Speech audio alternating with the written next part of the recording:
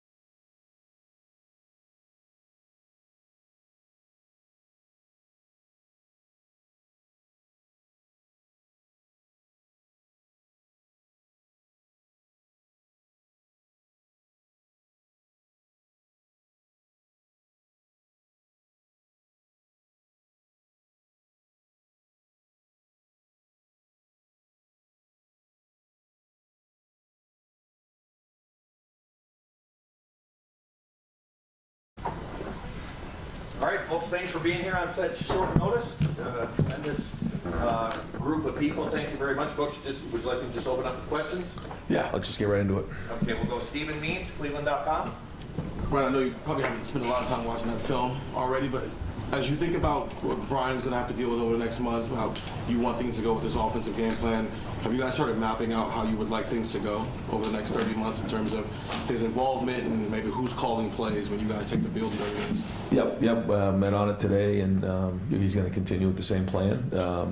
I do think having 3-4 weeks to prepare for the game will be beneficial, and so we'll still have everybody involved with it. And we're going to work hard to put a game plan together and make sure that we're putting our guys in the best position to be successful. Pat Murphy, 24/7. Ryan, a lot of the players last night were talking about sort of beating themselves, mistakes they made, just feeling like it was more them than necessarily Indiana, while giving Indiana credit.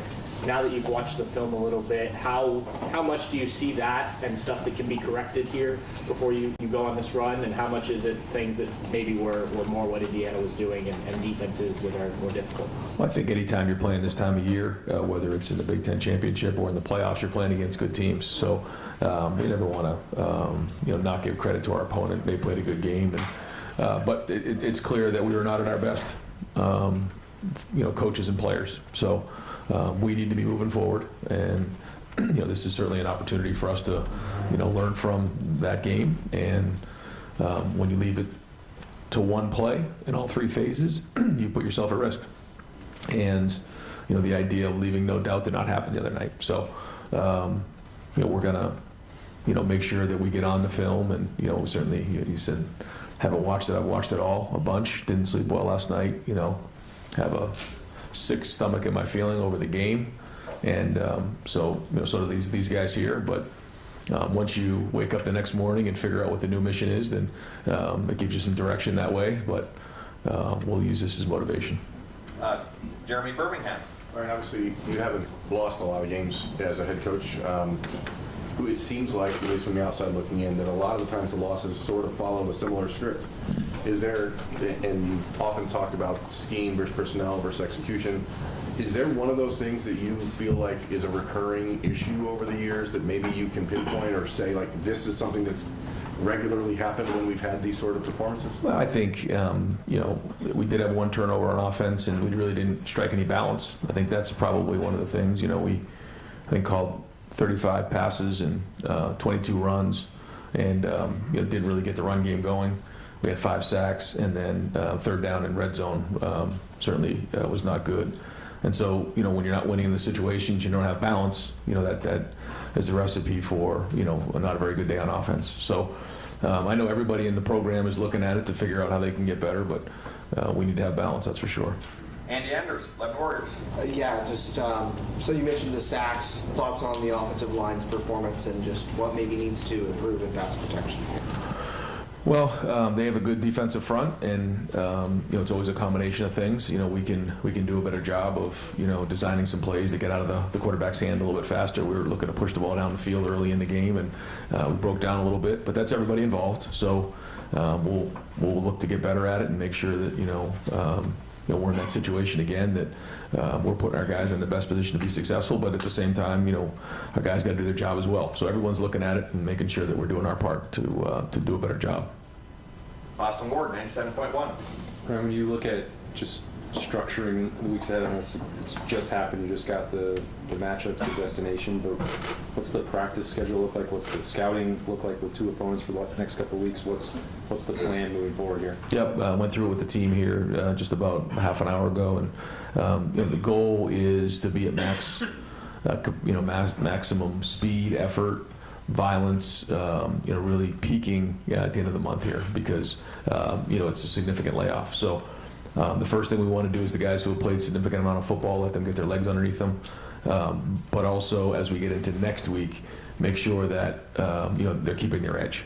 I think that's important, because it's not like a bye week. I mean, this is a long layoff. And last year, we had the first round game, and then we went right back into it and found ourselves in a rhythm. So that's something that we're really looking at hard. Visited on it today with Mick and Quinn, and making sure we're putting together the right plan. Put together a really good practice schedule around Christmas. Travel down there, I believe, on the 28th, and then keep a lot of the same things as we got closer to the game as we did last year. So to answer your question, want to get the guys healthy, want to get them rested physically, mentally, emotionally. There's a lot of guys hurting after that game. They were all pissed, just like all of us. But you got to wake up and move on, and figure out how to get those things fixed. But then also physically, but not so much that we lose our edge. So that's the balance that we're looking to strike here in terms of the practice schedule and how we're putting that together. Joey Kaufman, Columbus Dispatch. Having looked at the film, what did you feel like you learned from some of those red zone sequences, having the benefit of seeing that? Well, we found ourselves down in there. Certainly the game plan going in was that you saw us in some 2 and 3 tight end sets that we felt like we could get some movement down there and get the ball vertical into the end zone, and that didn't have it consistently. On the 3rd and 1, looked, a couple of things we rolled out, tried to get a couple play actions. Those weren't, successful. So it was a combination of, not, getting enough movement in the run game and not, executing and, game planning well enough, I guess, and scheming it up well enough in the pass game. So, felt like on the 2nd, 4th down, like I mentioned to you, that we could get 3 points, get out of there, move on, maybe get a chance to win the game at the end or overtime. But when you have 2 drives that stall like that, if you kick 2 field goals, you win the game. You score 1 touchdown, you win the game. You score 2 touchdowns, it's 24-13, and you're just in a whole different situation. But that's these types of games. That's these matchup games. So as coaches, we got to go in there and make sure we're putting our guys in the right situation to be successful, and then at the same time, we got to make sure that we're executing them well. So it's all the above.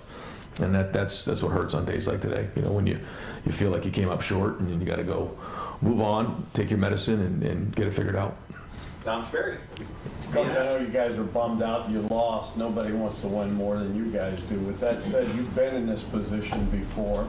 There's a lot of football to go. How do you expect your club to respond now? And I don't know, what was your message to them? Yeah, we're going to respond like men. We're not going to sit around and point fingers and feel sorry for ourselves. We lost. We were not at our best. Everybody, including myself, including the coaches, everybody. And so that's what you have to do. And then you got to address what the problems are and get them fixed. When you lose a game like that, you can't just feel sorry for yourself or point fingers. You have to get the issues fixed. And so certainly the red zone was one of them. Balance on offense. There's some things certainly that I know the guys on defense want to get addressed as well, and special teams. Now on defense, I think we held them to 13 points, which is the least that's been in the last 2 years. So there was a lot of good football being played there. Now that being said, the goal is to win. Remember we talked about that last year, like win the game. And there were opportunities to win the game just across the board in all three phases. But we certainly were not at our best, and that's the bottom line. So we need to be moving forward with the teams we're going to play, because everybody that's in this playoff are really good teams, as we know. So hopefully we're able to have a great month and prepare, and then go play in this Cotton Bowl and be at our best. Bill Rabinowitz. Just like last year, going to the playoff with a loss, I imagine it's a very different feeling, though, this time. You don't feel like you have to have the kind of team meeting you had last year. How different does it feel this year? How confident are you that you guys will be ready on New Year's Eve? Every year's different. Every situation's different. This is one where we played against a very, very good team. It was 1 versus 2, and they were undefeated, and we feel like we sort of let it get away by not scoring late in the game, and I think that's kind of how everybody feels. And again, you got to give Indiana credit. I'm not doing that, but like at the same time, we know what we're capable of, and that didn't happen. So again, we've got to get back to work and figure out why that happened. I think there's still a bunch of guys in this room that know we can play with anybody in the country and beat anybody in the country when we're on our game, but it's a hard reminder that when you're not on your game, you put yourself at risk, and that's exactly what happened. Cameron T. Robinson, The Athletic. Ryan, what was the message to Jaden and kind of your confidence level in him? Because I know you probably can utilize him a lot in the postseason, just your confidence in him going forward. Well, it's like everybody else. If you do your job, everybody does their job. Then again, we talk about 10 units doing their job. Then we feel like we're going to win every game we play. When you don't do your job, then you're coming up short. Then you got to get that fixed as well. And it's the same thing with him. He's got to. There's a reason why we put him in there. We're not putting guys in the game that we don't believe in. So once we put you in the game, we believe that you're going to do your job, and it's your job to make sure that gets done. So just like everybody else, he's got to take a hard look at it and make sure that everything that he's doing is on point. Doug Maurice. Ryan, in the moment, what was your thought process at the end of the first half when you guys had the ball? You didn't seem to go real fast. You were using the clock. And then when you went back and you watched the film, what were your thoughts on that strategy? Yeah, I thought that was absolutely the right thing to do. What you're trying to do is win the middle 8 there, and you want to get that thing down to 2 minutes, and we still had 3 timeouts left. So it wasn't a time management issue as much as it was we had to get the first down, because if we had gone faster and not converted on that, then we would have given them more time to come down and score. So the number one goal was to end with the ball or points. Now, that being said, we also wanted to convert on 3rd down so that we had an opportunity to get points. But, if we're not going to convert on 3rd down, we don't want to give them the ball with any time, certainly when we had the ball coming out at halftime. So I think all the analytics would tell you that that's the right play, especially with 3 timeouts left. But we got to convert. And if we don't convert, then it doesn't matter. So that's the bottom line. And we spent a lot of time thinking about that and making sure we're putting our guys in the best position to win that middle 8. Spencer Holbrook, on 3. Yeah, Ryan, I think you guys started out 0 for 4 on 3rd down and the red zone, obviously. It seemed to be like attention to detail situations. Do you guys feel like you were well enough prepared on 3rd down in the red zone? And how much more of an emphasis do you have to put on that in the next 3 weeks to make sure that you guys are better? Yeah, I don't think there was anything that we did that was unsound. But you're right. Like, when you're going against good teams, you got to be on point, and everyone's got to do their job, all 11 guys, and it's got to be executed at a high level. And certainly that didn't happen. So there's a lot that goes with that. We can practice it better in terms of like the looks we give, to how we install it, to all those types of things, and then getting our guys ready to do it. So put it on the coaches to make sure that our guys are better prepared to execute. Rob Aller, far right. Yeah, Colonel didn't get a lot of targets second half. Is a health update on him? Is he okay? Was that just the way it worked?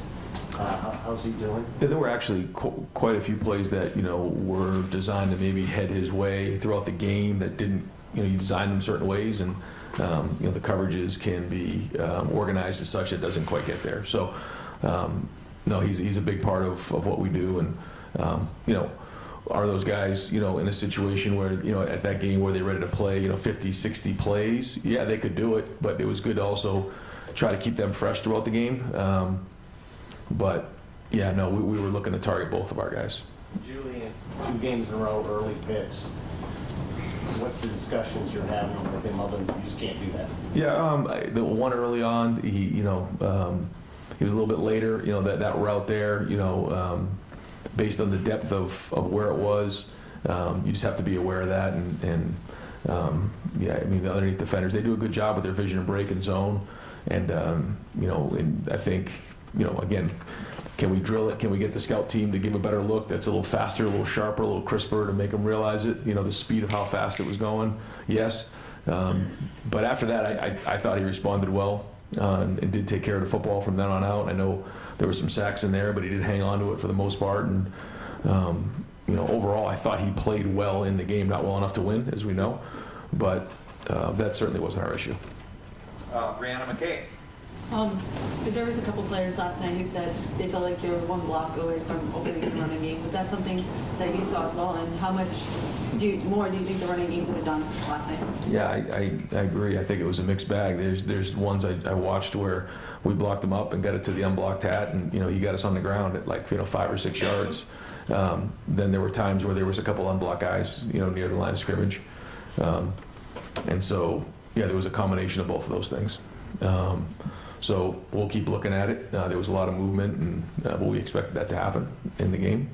So again, it's everybody's responsibility when we look at the run game, just like the pass game. But yeah, and that's how it works. Again, in games like that, you can be one play away, one guy away, one block away. That's football. So only matters is the success that you're having. So one block away ain't gonna get it done.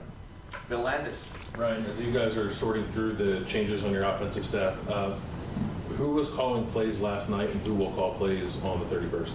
Yeah. So Brian was calling it, but we're all involved. All of us. We try to give as much input as we can, and try to organize the thoughts and try to help the best we can, and we'll continue to do that. I do think having more time to prepare for this game will allow us to be more efficient.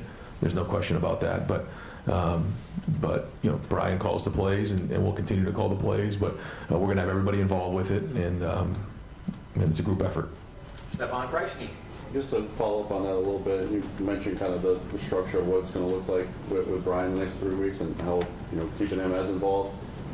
How much will he be here for every practice, everything that goes on? Will he be in Columbus? Will he be kind of back and forth? What's that balance going to look like? Yeah, so we talked about that this morning. He'll be down there this week, some, and then he'll look to get back and sort of dive into the game plan with us. We'll be working on that while he's down there this week, and then just kind of see how the next couple of weeks play out. And I think that when he's here, he is going to be locked in on. He's made it clear that he wants to finish this the right way and be locked in here. He knows that is important for him. certainly being a Buckeye and all the time he's spent here and what he's poured into this place matters to him. So when he goes down there, he'll be he's got work to do down there. But when he gets here, he'll be locked in and doing his job here. And based on how the month goes, we'll see how that plays into the game week and those types of things. But the good news, at least for me, is that I can spend a lot more time in the game plan now with having a little bit more lead time going into the game. And so, we'll try to help as best I can. Tony Gergman. You mentioned last night, today you got a pissed off team. What is the benefit of anger? I assume it gets them back quicker, but how far can you go with that? Well, it can be a little bit like a cleanse, you know, when you go through something like this, it rips open the scab on all the issues that are there, and there's nowhere to hide from. You got to address them. And some of the assumptions that you make that you think are the right things, and all of a sudden show up in a game like this, and all those warts show up right to the front and center. And so either they've been an issue that hasn't been addressed, or there's something that you made an assumption on that you were incorrect on. And here we are. And so there was some of those that showed up last night.